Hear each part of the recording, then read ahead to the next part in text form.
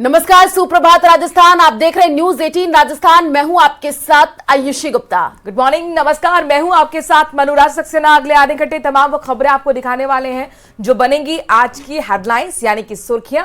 शुरुआत करें आज की महत्वपूर्ण और बड़ी खबर के साथ। दिल्ली से बड़ी खबर है। दरअसल आज संगठन चुनाव को लेकर बीजेपी की अहम बैठक होने जा रही है। बीजेपी अध्यक्ष जेपी नड्डा की अध्यक्षता में ये बैठक होगी। तो आपको बता दें कि दोपहर 12 बजे से बीजेपी मुख्यालय में ये बैठक होगी और बैठक में देश भर से बीजेपी के सभी राष्ट्रीय पदाधिकारी शामिल होंगे। सभी प्रदेशों के अध्यक्ष, संगठन मंत्री जो है मौजूद रहने वाले हैं। सभी राज्यों के प्रभारी, सह प्रभारी भी इसमें शामिल होंगे। संगठन चुनाव को लेकर वर्कशॉप का भी आयोजन किया जाएगा। आज महत्वपूर्ण बैठक दिल्ली में बुलाई गई है। संगठन चुनाव को लेकर दरअसल बीजेपी की बैठक है जिसमें खुद बीजेपी अध्यक्ष जेपी नड्डा होंगे और उन्हीं की अध्यक्षता में पूरी बैठक भी होनी है। 12 बजे का वक्त जब बीजेपी मुख्यालय में संगठन से जुड़ी ये बैठक, जिसमें देश भर से बीजेपी के सभी राष्ट्रीय पदाधिकारी शामिल हो रहे हैं। साथ ही प्रदेश के अध्यक्ष, संगठन मंत्रियों को भी मौजूद रहना होगा। सभी राज्यों के प्रभारी, सह प्रभारी भी शामिल होंगे। साथ ही वर्कशॉप को लेकर भी यहाँ पर महत्वपूर्ण एक आयोजन है। संगठन से जुड़ा ये वर्कशॉप होगा। और झुंझुनू से बड़ी खबर आपको बता दें, न्यूज 18 राजस्थान की खबर का बड़ा असर हुआ है। बीडीके अस्पताल में जिंदा व्यक्ति का पोस्टमार्टम करने का ये पूरा मामला है। पीएमओ सहित 3 डॉक्टरों पर एक्शन लिया गया है। PMO doctor Sandeep, doctor Yogesh और डॉक्टर नवनीत को निलंबित कर दिया गया है। जिला कलेक्टर की रिपोर्ट के बाद ये कार्रवाई की गई। आपको उसकी प्रति भी दिखा रहे हैं। न्यूज 18 राजस्थान ने प्रमुखता से इस खबर को दिखाया था और उसका असर यह हुआ कि बड़ा एक्शन हुआ है। बीडीके अस्पताल में जिंदा व्यक्ति का पोस्टमार्टम करने का ये पूरा मामला, जिसमें 3 डॉक्टर्स पर गाज गिरी है। कृष्ण हमारे संवाददाता इस खबर पर ज्यादा जानकारी के साथ जुड़ गए। कृष्ण, मुझे लगता है कि इतिहास में शायद ही पहला ऐसा हो कि पोस्टमार्टम के बाद कोई व्यक्ति जिंदा निकल गया हो। क्या एक्शन अब तक? जी, मैं आपको बता दूं कि बीडीके अस्पताल में जो बगड़ में एक एमआर होम है, वहां रह रहे रोहिताश की तबीयत बिगड़ी थी। उसके बाद उनको बीडीके अस्पताल में ले जाया गया था, जहां पर डॉक्टर ने उन्हें मृत घोषित कर दिया। इनके बाद उनके शव को है वो बीडीके अस्पताल की मोर्चरी में शिफ्ट करवाया था। करीब 2 घंटे उनका जो है, उनको जो वहां मोर्चरी में जो डीप फ्रीज था वहां पे रखा गया और इसके बाद जो उनके शव का है वो पोस्टमार्टम किया और इसके बाद जब उनको अंतिम संस्कार के लिए शमशान ले जाया गया तो वहां उनकी बॉडी में हलचल हुई रही। उसके बाद आनन फानन में उनको बीडीके अस्पताल में ले जाएगा। इस पूरे मामले को संज्ञान आने के बाद जिला कलेक्टर ने इस मामले को लेकर एक तथ्यात्मक रिपोर्ट है वो बनाई है। इस रिपोर्ट के अंदर जो बीडीके अस्पताल के पीएमओ है डॉक्टर संदीप पचाड़ और जो इमरजेंसी के अंदर जो डॉक्टर जिन्होंने उनको मृत घोषित किया था, डॉक्टर योगेश, और उसके बाद जो पोस्टमार्टम किया था डॉक्टर नवनीत, उन तीनों की लापरवाही है वो सामने आई है। इसके बाद जिला कलेक्टर ने वो रिपोर्ट है वो भेजी। रिपोर्ट भेजने के बाद देर रात इस पूरे मामले में एक्शन लेते हुए और जो पीएमओ है डॉक्टर संदीप पचार, डॉक्टर योगेश और डॉक्टर नवनीत, इन तीनों को निलंबित कर दिया गया है। और कृष्ण, जाहिर तौर पर आप सोचिए कि जिंदा व्यक्ति को मृत घोषित कर दिया जाता है, कितने बड़े स्तर की लापरवाही रही होगी। अच्छा, पीएमओ जब होता है पोस्टमार्टम के दौरान डॉक्टर्स की पूरी टीम होती है, क्या किसी को भी अंदाजा इस बात का नहीं लग पाया? जी, जिला कलेक्टर ने इस पूरे मामले में है वो गंभीरता दिखाई है और कहा है कि इस मामले का है वो उनको पीएमओ के जरिए पता चलना चाहिए था, मगर पीएमओ ने इस पूरे मामले के अंदर चुप्पी साधी रखी और इस मामले को लेकर जिला कलेक्टर को है वो झुंझुनू एसपी ने अवगत करवाया। इसके बाद जो जिला कलेक्टर रामअवतार मीणा है उन्होंने इस पूरे मामले को गंभीरता से लिया, त्वरित कमेटी गठित करते हुए इस मामले की जांच करवाई और तुरंत जो जांच में जो तथ्य उनको सामने प्राथमिक तौर पर आए उनको लेकर जो है अवगत करवाया। उसके बाद राज्य सरकार का जो महकमा है, चिकित्सा महकमा, उसने भी गंभीरता दिखाई और तीनों जो प्रारंभिक तौर पर जिनकी लापरवाही सामने आई है उन तीनों चिकित्सक हैं उन पर कार्रवाई की गई। जो निलंबन काल के दौरान जो पीएमओ संदीप है उनका मुख्यालय है वो सीएमएचओ ऑफिस जैसलमेर रहेगा। वहीं जो मृत घोषित करने वाले जो डॉक्टर हैं, डॉक्टर योगेश जाखड़, उनका जो निलंबन काल के दौरान मुख्यालय है वो सीएमएचओ ऑफिस बाड़मेर रहेगा। वहीं जो डॉक्टर नवनीत मील हैं, जिन्होंने पोस्टमार्टम किया था, उनका जो है निलंबन काल के दौरान मुख्यालय है वो जालौर सीएमएचओ ऑफिस रहेगा। और इन तीनों जो डॉक्टर्स हैं उनके खिलाफ विभागीय जांच है वो शुरू कर दी गई है। जी बिल्कुल कृष्ण, क्योंकि डॉक्टरों की ये बड़ी लापरवाही सामने आई है। कृष्ण, आपसे समझना चाहेंगे, जो पोस्टमार्टम हुआ उसके बाद से ये पूरा मामला आया, जिंदा व्यक्ति निकला, उसके बारे में क्या अपडेट है और परिवारजनों का क्या कहना है इस पूरे मामले पे? जी मैं आपको बता दूं कि ये जो है रोहिताश, ये जो बगड़ के आदर्श नगर है वहां पर एमआर होम संचालित है और ये ना ही तो बोल सकते हैं ना ही सुन सकते हैं। और इनके बाद इनको बेहोशी की हालत में लाया गया था और जो एमआर होम संचालक है उनकी ओर से इस पूरी प्रक्रिया को किया गया है। जो जानकारी सामने आई है कि इनके परिजन हैं, उनकी जो ये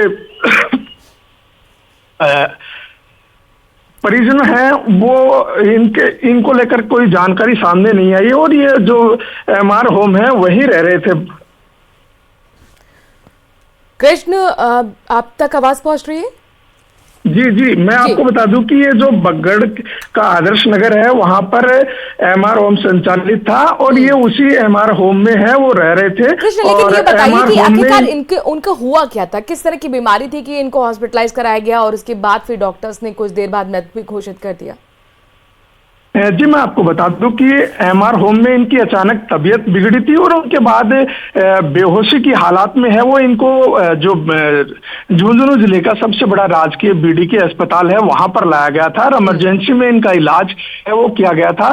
अब इस पूरे मामले को लेकर जिला कलेक्टर हैं वो जांच करवा रहे हैं, क्योंकि एमआर होम में जो रहने वाले लोग। कृष्ण, कितनी देर तक हॉस्पिटलाइज रहे थे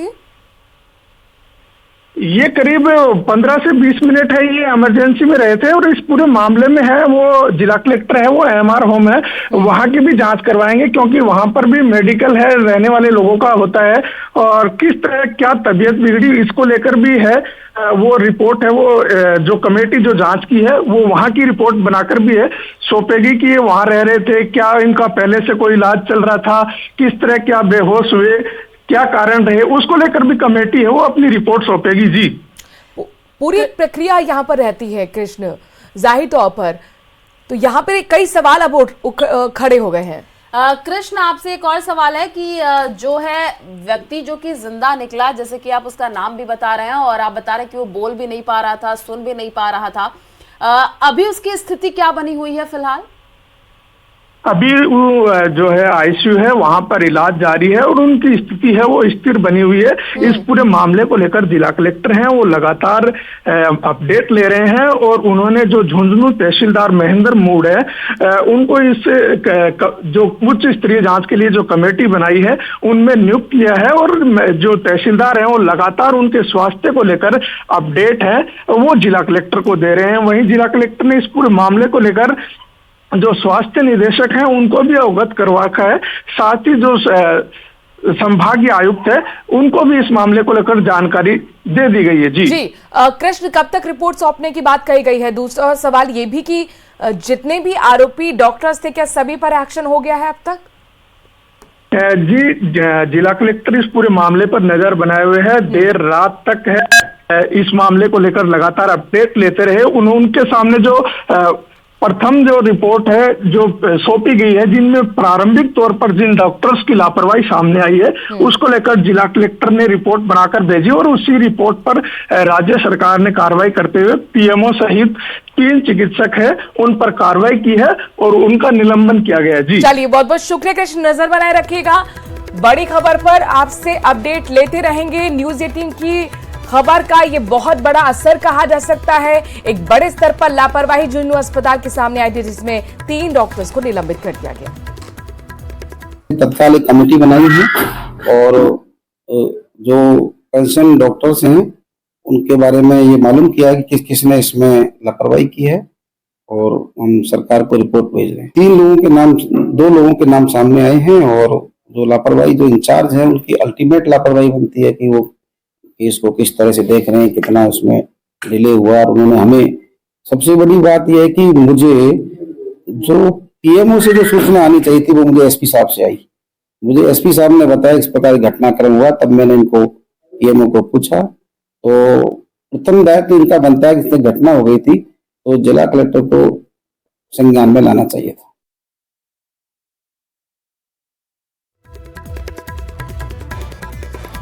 बढ़ रहे हैं आगे। राजस्थान यूनिवर्सिटी में ड्रामा डिपार्टमेंट के पास गुरुवार दोपहर आग की लपटों से घिरे युवक को देखकर डिपार्टमेंट में परीक्षा दे रहे छात्रों और शिक्षकों में हड़कंप मच गया।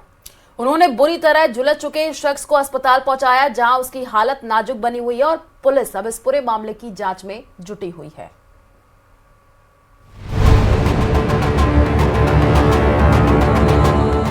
राजस्थान यूनिवर्सिटी प्रदेश का सबसे बड़ा विश्वविद्यालय, 300 एकड़ में फैला राजस्थान का सबसे पुराना विश्वविद्यालय प्रदेश के छात्रों को आकर्षित करता रहा है। गुरुवार को भी सब कुछ सामान्य था, तभी एक ऐसी घटना घटी जिससे कैंपस में सन्नाटा पसर गया। एक छात्र ने ड्रामा डिपार्टमेंट के पीछे खुद को आग लगा ली। आसपास खड़े छात्रों और दूसरे लोगों ने उसे लपटों से निकालकर एसएमएस अस्पताल में भर्ती करवाया। राजस्थान यूनिवर्सिटी में ड्रामा डिपार्टमेंट के बाहर आज दोपहर को एक युवक आग लगने से गंभीर रूप से झुलस गया। इसकी वजह क्या रही उसकी जानने के लिए पुलिस यहाँ पर पहुंची, लेकिन घटनास्थल जो है वो आपको दिखा रहे हैं, जहां पर ये जो घास है वो जली हुई है। और बताया जा रहा है कि जो आग से झुलसा हुआ युवक है उसकी पहचान ऋतिक मल्होत्रा के रूप में हुई है। और भी कुछ देख सकते हैं कि एसीपी गांधीनगर और एसएचओ गांधीनगर यहाँ मौके पर मौजूद है। सर, अब तक की तफ्तीश में क्या सामने आया, क्या घटनाक्रम हुआ है, कौन है युवक? अभी तक हॉस्पिटल में जाके केवल उसकी स्थिति देखी है। जैसा कि डॉक्टर्स का कहना है लगभग 85% झुलस गया हो, तो उसका इलाज चल रहा है। बाकी तो इन्वेस्टिगेशन से चीजें सामने आएगी, क्या किस वजह से आग लगी नहीं लगी। उसका ये कहना है कि मैं यहाँ पे मोटरसाइकिल पे बैठ के सिगरेट जला रहा था और बाइक का जो ढक्कन है पेट्रोल वाला वो खुला हुआ था, उसने अचानक आग पकड़ ली, उसकी वजह से मैं झुलस गया। यूनिवर्सिटी का एक छात्र बताता है कि परीक्षा के दौरान उसे जोरदार आवाज सुनाई पड़ी। निकल कर देखा तो लपलपाती लपटों से घिरा एक नौजवान खुद को बचाने की गुहार लगा रहा था। पता नहीं क्या रीजन रहे होंगे इन चीजों के। जब घटना हुई तो हमको जोर से आवाज आई, हमारा पेपर चल रहा था तो देखा तो यहाँ पे एक लड़का जल रहा है और 2-3 लोग आए थे जो उनको बुझा रहे हैं। उसके बाद सिंपली था कि प्रॉक्टर आए थे बीसी ऑफिस से, उनको गाड़ी में बैठाया और हॉस्पिटल ले गए। बता था कि यहीं का स्टूडेंट भी है? नहीं है, हमारे डिपार्टमेंट का तो नहीं है स्टूडेंट। अब सुनने में तो आ रहा है कि फिजिकल एजुकेशन का पूर्व छात्र है 2013-15 के बीच में। सरकारी सर्विस में भी ऐसा भी बताया जा रहा है? मे बी, मेरे को नहीं पता इस चीज का। बाहर से आवाज आई बचाओ बचाओ, तो बच्चे पीछे की तरफ साइड में, बिल्कुल वहाँ कुछ नहीं है, कच्चा है पूरा, तो वहाँ गए भागते हुए और देखा तो एक युवक जो अपने को आग लगाए हुए चिल्ला रहा था मुझे बचाओ बचाओ। साथ में एक युवती भी थी और फिर उस बच्चे को खींच के जिसने आग लगाई थी, मेरे जो छात्र हैं वो नल तक लेके आए बाहर। एक लड़के ने अपनी जैकेट उसके ऊपर डाली उसको बचाने के लिए, पूरा भरसक प्रयास किया गया, उसके कपड़े खींच लिए गए। खुद को आग लगाने वाला ये छात्र ऋतिक मल्होत्रा जयपुर के बस्ती इलाके का बताया जा रहा है। जानकारी के मुताबिक ऋतिक राजस्थान यूनिवर्सिटी के फिजिकल एजुकेशन डिपार्टमेंट का पूर्व छात्र था। वह एक 3rd ग्रेड टीचर है और 10-15 दिन में ही पीटीआई के लिए ज्वाइनिंग लेने वाला था। यूनिवर्सिटी का अक्सर स्टूडेंट बता रहे हैं और पीटीआई के पद के ऊपर वो बस्ती क्षेत्र के अंदर अभी पोस्टेड है 3rd ग्रेड। और अभी हाल फिलहाल में उसका selection 1st grade physical education में सिलेक्शन उसका हुआ है। और अभी बता रहे हैं कि 10 से 15 दिन बाद उसकी ज्वाइनिंग उसके होने वाले। क्या बताया क्यों यहाँ पर आया था? क्योंकि यहाँ का तो स्टूडेंट है नहीं, एक्सेस स्टूडेंट रहा है, तो क्या वजह थी कि वो यहाँ पर आया था आज? अभी इस स्थिति में वो ज्यादा है नहीं कि बहुत सारी चीजें बता पाए हमें। बाकी जैसा कि उसने बताया कि मैं केवल डॉक्यूमेंट लेने के लिए मैं यहाँ पे आया हूँ। ऋतिक इसे हादसा बता रहा है। उसके मुताबिक पेट्रोल टैंक पर ढक्कन नहीं था, इसीलिए सिगरेट सुलगाते ही आग लग गई और वो लपटों में गिर गया। लेकिन पुलिस इसे हर एंगल से जांच रही है। पुलिस छात्रों और विश्वविद्यालय प्रशासन से जुड़े लोगों से पूछताछ में जुट गई और जल्द ही घटना के पीछे की सच्चाई का खुलासा करने का दावा कर रही है। न्यूज़ 18 राजस्थान के लिए जयपुर से विष्णु शर्मा की रिपोर्ट।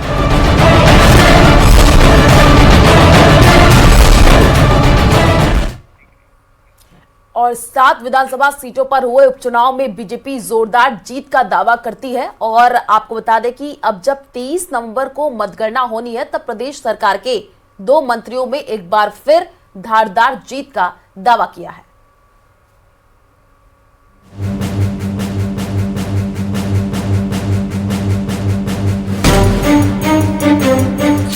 दांव का शोर, किसका चलेगा जोर?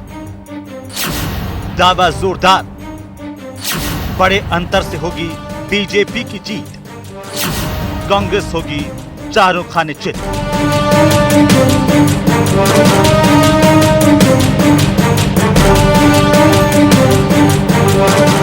सात विधानसभा सीटों पर मतगणना 23 नवंबर को होने जा रही है, जिसे लेकर प्रत्याशियों की धड़कनें बढ़ी हुई हैं। प्रदेश में 7 सीटों में से कई सीटों पर उम्मीदवारों की जगह बड़े नेताओं के बीच मुकाबला देखने को मिला है। वहीं दौसा, देवली उनियारा और खींवसर सीट पर दिग्गज नेताओं की प्रतिष्ठा दांव पर लगी हुई है, जबकि कई सीटों पर जातिगत फैक्टर देखने को मिल सकता है। लेकिन प्रदेश के ऊर्जा मंत्री अपनी पार्टी की जीत को लेकर 100% आश्वस्त हैं। बीजेपी उपचुनाव का रिजल्ट आ गया, हम 7 सीटें जीत रहे हैं, कोई चिंता की बात नहीं है। भारतीय जनता पार्टी उपचुनाव भी जीत रही है और आने वाले विधानसभाओं के जो प्रदेशों में चुनाव है वहाँ भी जीत रही है। उपचुनाव में देवली उनियारा सबसे हॉट सीट मानी जाती रही है, जहां से कांग्रेस के बागी नरेश मीणा ने निर्दलीय मैदान में उतारकर चुनाव को त्रिकोणीय और रोचक बना दिया। नरेश को देवली उनियारा की जनता ने भी खूब समर्थन दिया है, लेकिन ऊर्जा मंत्री हीरालाल नागर कम ठोक कर कहते हैं कि देवली उनियारा से बीजेपी 40,000 से चुनाव जीतने जा रही है।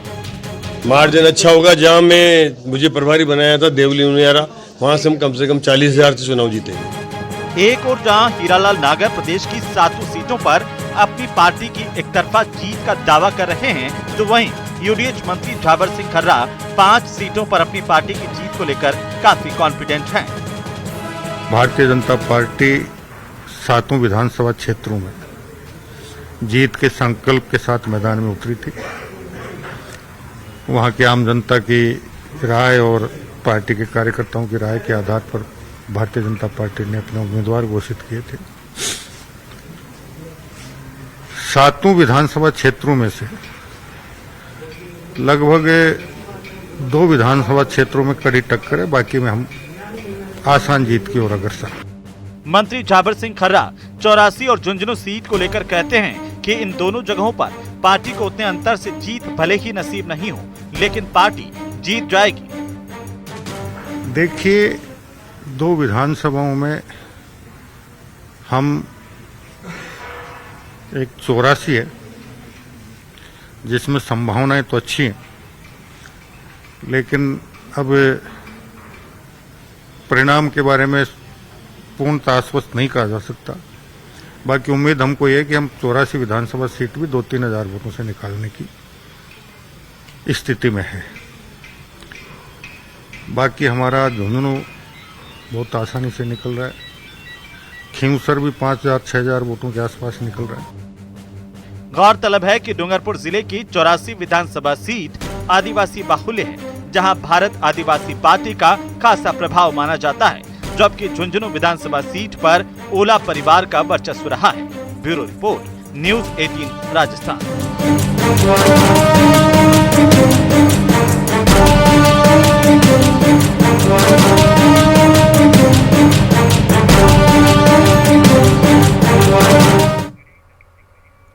जयपुर में सड़क दुर्घटनाओं में होने वाली मौतों का सिलसिला कम होने के लिए अब हेलमेट नहीं लगाने वालों पर एक्शन होगा।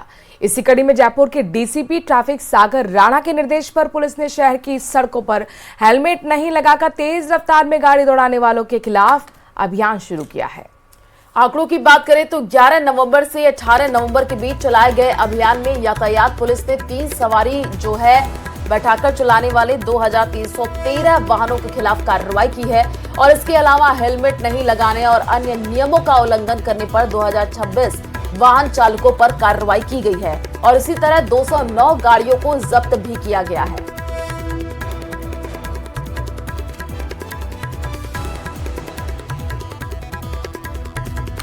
जायज़ की जा रही। जैसे जैसे अभी शीतकालीन टाइम आएगा पूरा, तो उस टाइम धुंध वगैरह होती है और बाकी सारी चीज़ें होती हैं, तो उसको देखते हुए एक तो ट्रिपल राइडिंग पे अभियान के रूप में कार्रवाई की जा रही है, जिसमें अब तक 2500 लोगों का चालान काटा जा चुका है। और साथ में हेलमेट की दोनों चीज़ की जा रही है, समझाइश की जा रही है अच्छे से। और साथ में जो फ्रीक्वेंट आपके डिफॉल्टर्स हैं उनके खिलाफ कार्रवाई की जा रही है, जिसमें उसमें भी अराउंड 2200 से 2300 के करीब कार्रवाई की गई है।